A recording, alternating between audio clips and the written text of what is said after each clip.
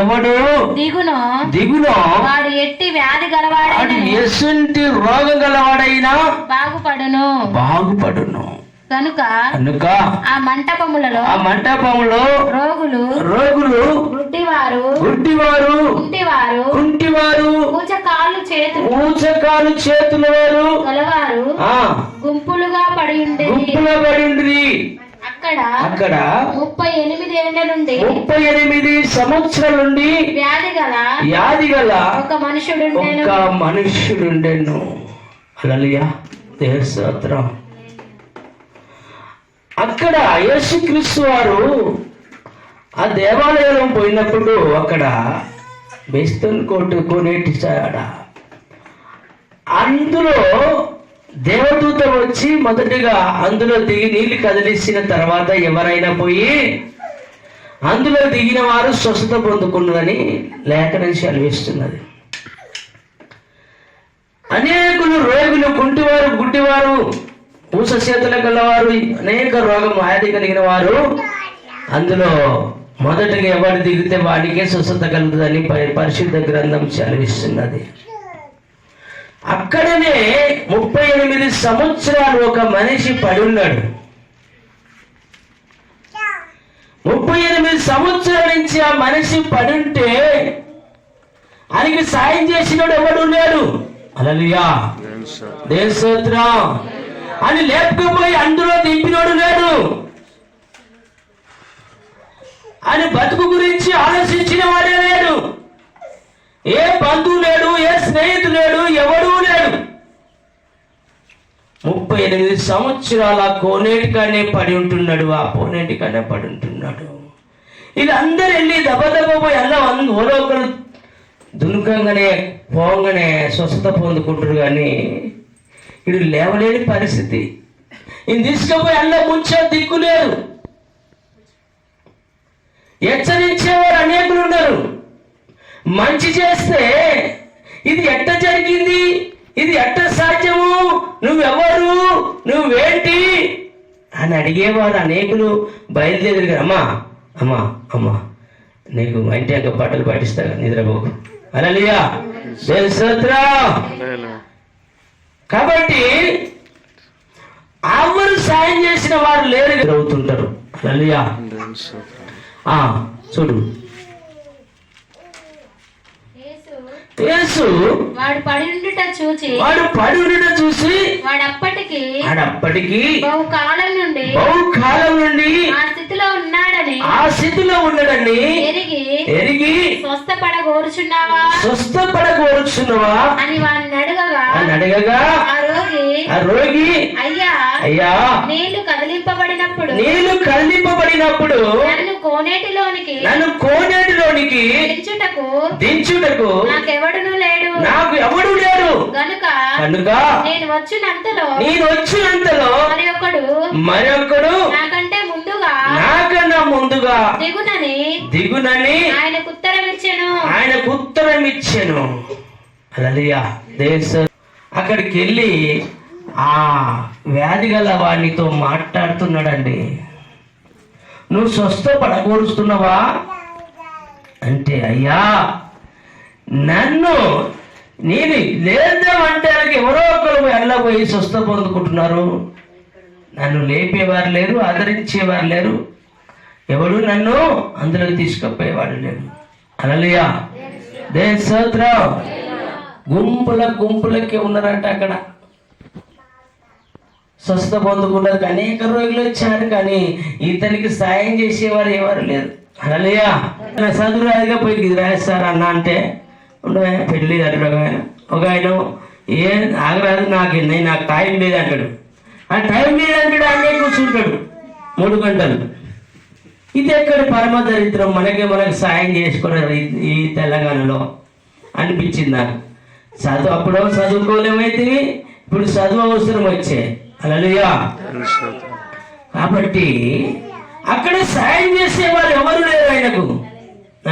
నేను లేచినంతలో ఎవరో ఒకరు దిగుతున్నారయ్యా, నేను స్వస్థత పొందుకోలేకపోతున్నాను అని అడుగుతున్నప్పుడు చదువుదాం. యేసు నీవు లేచి పరిపెత్తుకొని నీ పరుపెత్తుకొని నడుమని నడుమని మనతో చెప్పగా ఆ, వాడు ఆడు వెంటనే స్వస్థత నుండి స్వస్థత నుండి పరిపెత్తుకొని తన పరుపెత్తుకొని నడిచెను. నడిచెను. హల్లెలూయా, దేవుని స్తోత్రం. ఏమన్నాడండి? యేసుప్రభు ఏమన్నా కట్టెలు పెట్టి లేపాడా? ఆయన ఊదిపోగేశాడా? ఆయన చంద్రబాబుతో కొట్టాడా? ఏమన్నాడు? మాట మనిషి లేపిందా లేపలేదా? నువ్వు ఈ పరిపెత్తుకొని నడుము అన్నాడు, ఒక్కటే మాట. ఆ మనిషి లేచి ఎన్ని సంవత్సరాల నుంచి పడి ఉన్నాడా? ఈయన ఎంతసేపు పెట్టింది అంటేందుకు? కొంచెం లేచి నడుమని ఎత్తుకొని నడుస్తూనే ఉన్నాడు. ఆయన మాట అంత పవరు. ఆ పవరు తండ్రి కుమార, తండ్రిని చిత్తం నెరవేర్చడానికే ఈ భూలోకానికి వచ్చాడు. ఆయన తండ్రి చిత్తం నెరవేరడానికే, లేఖను నెరవేర్చడానికి వచ్చినా నేను కొట్టేస్తందుకు రాలే అంటాడు. ఆయన తండ్రి చిత్తం నెరవేరుస్తున్నాడు, తండ్రి కార్యాలు జరిగిస్తున్నాడు.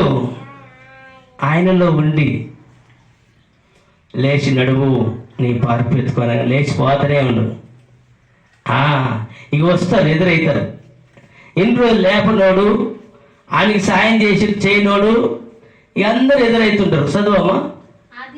ఆ దినము విశ్రాంతి దినము కనుక యూదులు ఇది విశ్రాంతి దినము కదా, నీవు పరుపెత్తుకొని ఎత్తుకో నడవ తగదే అని స్వస్థత నొందిన వారితో. ఈ దిమా తక్కువలు చూసిరని ఎట్ట మాట్లాడుతున్నారు. అసలు వాడు నడవడమే ఆశ్చర్యం. అంటే నువ్వు పరుపెత్తుకొని నడుస్తున్నావు విశ్రాంతి దినం. అమ్మో, ఎంత భక్తి పరులు. ఈ భక్తి చేయడంలో బాగా వంకలు పెడతారు, బాగా వంకలు పెడతారు. ఇప్పుడు మనం చిన్న పొరపాటు ఏం చేయని అమ్మటి వంకలు పెడుతుంటాం. ఈ భక్తిహీనులు వంకలు పెడుతూ విశ్రాంతి ఎట్ట పరిపెత్తుకొని నడుస్తున్నావు అడుగుతున్నాడు. అరే వీడు నడచడం పెద్ద ఆశ్చర్యం. 38 సంవత్సరాల నుంచి పడి ఉన్నాడు. వీడు నడవడం ఆశ్చర్యం. ఎట్లా నడుస్తున్నాడు? మనం ఇంత మనగలం, ఇంత భక్తి పరులు అని లేపలేకపోతే, నడిపలేకపోతే ఇది ఎట్ట సాధ్యము, ఎవరు చేసిరి అనేది ఆలోచన తక్కువ అండి. ఒక ఆయనకు ఆకారం కాడ 3 వారాలు ప్రార్థన పెట్టాం. ఆయన ఎక్కడ తిరిగి మంత్రాల కాడ తిరిగి గోళ్ళు తిన్నాడు. మంత్రాల కాడ తిరిగి ఎక్కడ బాగుపడలే. ప్రార్థన పెట్టి అక్కడ 2-3 వారాలు ప్రార్థన పెట్టాను. నాకు స్వస్థత వచ్చింది. చాలా ఆయన రాగానే అంటున్నాడు, తమ్ముడు ఈ గోళీలు బాగా పనిచేసే తమ్ముడు అంటున్నాడు. గోళీ దరిద్రం పాడుగా అంటే ఆటికి అయ్యే గోళీలు వేసుకుంటేవి. అబద్ధం ఆడకన్నా ప్రభు సాయం చేసింది. చెప్పుకోవడానికి సిగ్గుపడుతున్నావు కానీ ప్రభు నిన్ను స్వస్థపరిచి, నీ బాధలు ఎట్టుండే నీ ఇంట్లో అడుగు పెట్టినప్పుడు, నీ బాధల కొరకే ఇక్కడ నేను ప్రార్థన పెట్టినా, నీ బాధ కొరకే ఇక్కడ ప్రార్థన చేసినావు. శుక్రవారం స్వస్థత పొందినాక గుడ్డూని సామెత అయిపోయింది. హల్లెలూయా, గుడ్డూని సామెత అయిపోయింది. ఏటైతే వేస్తా అని బాధ అని పెళ్ళవని కానీ నా పెళ్ళవని కానీ వేసినట్టు ఏంటి కాడ ఉండి కళ్ళు కండరాకుండా పోతుంటే ఒక ఆమె సాయం చేసింది. అయ్యో పాపం గుడ్డులకు సాయం చేస్తే ఎంతో ప్రేమ, ఎంతో పుణ్యం దక్కుతుందని. ఎవరు పోవాలయ్యా? నీ పేరే పేరు, ఆ పేరు సీనయ్యా. ఎవరు పోవాలంటే నేను పొలానికి జాయిటీ కూడా పోవాలి. ఎట్టెళ్ళలో నాకు అర్థం కావట్లేదమ్మా అంటే, సరే నేను పట్టుకపోతారా అన్న అని పట్టుకపోయింది. ఈ పట్టుకపోతాప్పుడు ఈ తెలికల్లో నేను ఏం చేసిందంటే, ఎట్లాగా పోతా అంటే ఆమె గాజులు లెక్క పెట్టిందట చెయ్యి పట్టుకొని. దీనికి 12 ఉన్నాయి, దానికి కూడా 12 ఉంటాయి కదా, లెక్క పెట్టుకోండు. అవతలికి వెళ్ళంగానే ఇక నువ్వు చిన్న రా నేను పోతుంటే యాడికే అయిపోయేది. యాడికే పోయా నన్ను అన్యాయం చేస్తావే ఎడుగుడు గుడ్డోడని నన్ను ఇష్టపెడతావే ఇక చూసినారా ఇక్కడ అన్నారా ఉన్నావు నన్ను చూసి నువ్వు అయితే ఎంత మోసం చేసింది ఎప్పుడు చూసి నన్ను వదిలిపెట్టిపోతుంది ఇది మా ఖరాబ్ అయిపోతుంది పాపు అని పాత గుడ్డి ఏం చేసిండు గొడవ చెడు వదిలేసుకుంటాం ఇక ఇడబడి పెద్ద మనసులో పడింది ఆ అమ్మ కూడా వచ్చాడు ఈడబడతారు ఒరే గుజ్జోడా నా పెళ్ళాన్ని పట్టుకొని నీ పెళ్ళ పట్టు ఒకటే మాట ఆయన పెళ్ళానికి ఎన్ని కావాలో లెక్క పెట్టవాలి ఎన్ని చెప్పాలి లెక్క పెట్టవద్దు ఎవరు చెప్తే అల్లే అరే నిజమే మరి ఇది కూడా నిజమే నీ భార్య అంటున్నావు కదా లెక్క పెట్టి చెప్పురా ఎంత ఎన్ని ఉన్నాయంటే నాకేం తెలుసా అండి వాడి పలిగిపోతే ఆమె ఎన్ని వేసుకుంది నాకేరు కానీ నేను చెప్తా అండి నా భార్య కాబట్టి 12 ఉండేయండి ఒక చెయ్యి లెక్క పెడితే 12 ఉండే హల్లెలూయా ఈ సాయం చేసిన మోసం ఎంత పాపం అయిందో చూసిరండి హల్లెలూయా ఇప్పటికి కూడా ఆ సామెత నెరవేర్తలేదా ఏమైనా యాక్సిడెంట్ అయి పడిపోతే అయ్యో పాపం అని మంచిని దాపితే ఈయన ఈ దయాగర్ పైన గుద్దింది అని పోలీసుడు వచ్చి ఇక్కడ గీటుంది గొంతు పాపం ఎసుంటి గతులు ఎట్టుంటాయో రోడ్డు మీద పని అని నీళ్ళు దాపితే ఈ పోలీసులు వచ్చి కూర్చోడు ఈ టైంలో ఆ టైంలో నువ్వు అడిగి పోయేస్తున్నావు ఎంత కోపం వస్తుందో చొక్క కొట్టబుద్ధి అవుతుందా కొట్టలేదు హల్లెలూయా సాయం చేస్తే చూడు ఎంత మోసం జరిగింది హల్లెలూయా ఇక్కడ యేసు ప్రభు వారు వచ్చి నీ పరిపెత్తుకొని నడువంటే ఈ భక్తిహీనుడు వచ్చి విశ్రాంతినము ఎట్టా నువ్వు పరిపెత్తుకొని నడవడం ఏంట జరుగుతుంది అసలు నువ్వు లేచి నడచడమే పెద్ద ఆశ్చర్యం అంటే అది చూడట్లేరు ఈ మనుషులు హల్లెలూయా చూడకుండా విశ్రాంతినము నువ్వు ఎట్ట నడుస్తున్నావు దేవుడు చేసిన కార్యం ఆశ్చర్య కార్యం ఎలా జరిగినది ఎట్ట సాధ్యమై ఈ కోనేటికాడ 38 సంవత్సరాలు పడినాడే ఎట్ట జరిగేది అని ఆలోచన లేదు హల్లెలూయా దేవుని స్తోత్రం అక్కడ మతాధిపతులు వాదన చేస్తున్నారు చదువుదాం అందుకు వాడు నన్ను స్వస్థపరిచిన వాడు నాతో చెప్పెను వారు ఎవడని అడిగిరి ఎవడో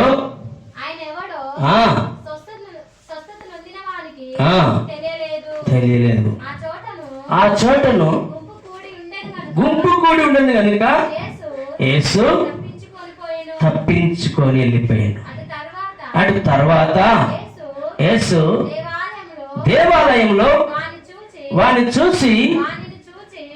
చూసి ఇదిగో స్వస్థత నొందితివి మరి ఎక్కువ కీడు కలగకుండాన్నట్టు ఇక పాపము చేయకు చెప్పగా ఆడు వెళ్ళి నన్ను స్వస్థపరిచిన వాడు యేసు అని యూదులకు తెలియచెప్పాను హల్లెలూయా దాచిపెట్టుకోవద్దు చేసిన కార్యం దాచిపెట్టుకుంటే ఏమైందట